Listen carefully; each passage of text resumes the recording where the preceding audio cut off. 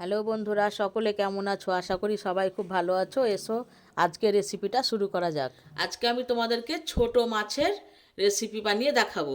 বাচা মাছ নিয়েছি এখানে আমি 12 পিস, ধুয়ে লবণ হলুদ মাখিয়ে রেখেছি 15 মিনিট আগে।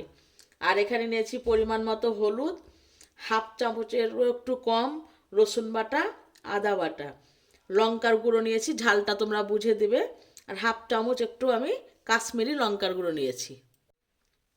একটা আলু লম্বা লম্বা করে আমি কেটে নিয়েছি, মাঝারি সাইজের আলু, দেখো এরকম করে কেটেছি লম্বা লম্বা করে।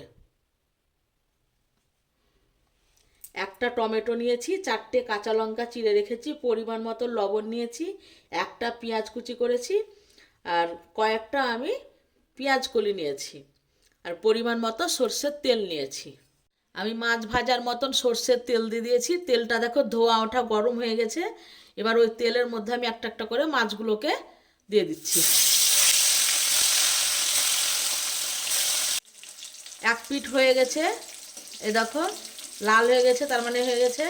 এবার আমি মাছগুলোকে সব উল্টে দিচ্ছি।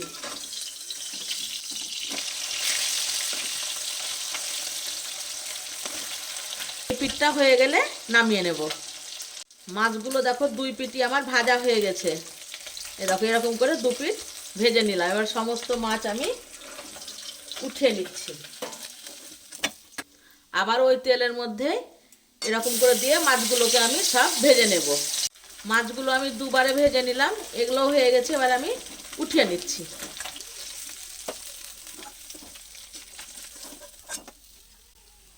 সমস্ত মাছ আমার ভাজা হয়ে গেল। কড়াই অল্প তেল আছে, তার জন্য আমি আরও 2 চামচ তেল দিয়ে দিচ্ছি। গরম হয়ে গেছে, গরম তেলের মধ্যে আমি আলুগুলোকে দিয়ে দিচ্ছি।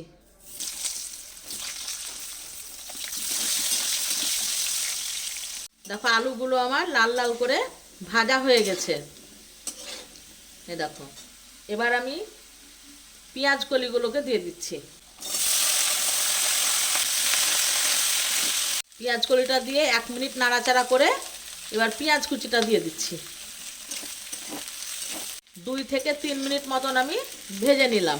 দেখো হালকা একটু রং ধরে গেছে পেঁয়াজে, বেশি করে ভাজার কোনো প্রয়োজন নাই।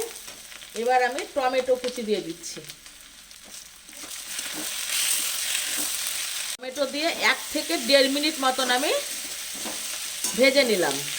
এবারে মশলাগুলো দিয়ে দিচ্ছি। আদা বাটা, রসুন বাটা, হলুদ গুঁড়ো, লঙ্কার গুঁড়ো আর কাশ্মীরি লঙ্কার গুঁড়ো। প্লেটটা ধুয়ে একটু জল দিচ্ছি।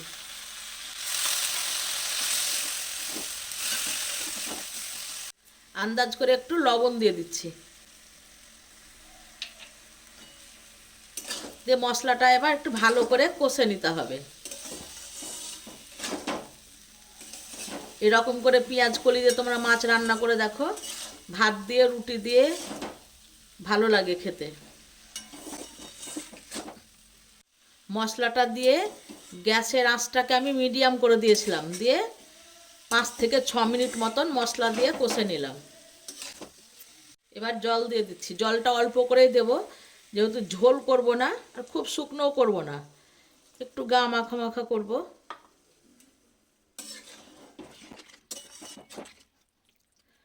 আর একটু দেব জল। এবার জলটা মানে ঝোলটা ফুটে উঠলে মাছগুলো দেব। ঝোলটা ফুটতে লেগেছে, এবার আমি সমস্ত ভাজা মাছগুলোকে ঝোলের মধ্যে দিয়ে দিচ্ছি।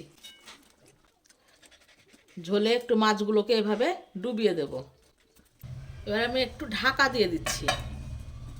চলো ঢাকনাটা খুলে দিই এবার।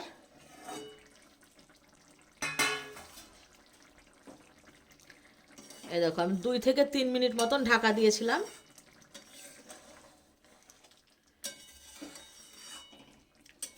এরকম হবে জিনিসটা। এবার এই সময় যে 4টে কাঁচা লঙ্কা আমি চিড়ে রেখেছিলাম এখন দিয়ে দিচ্ছি।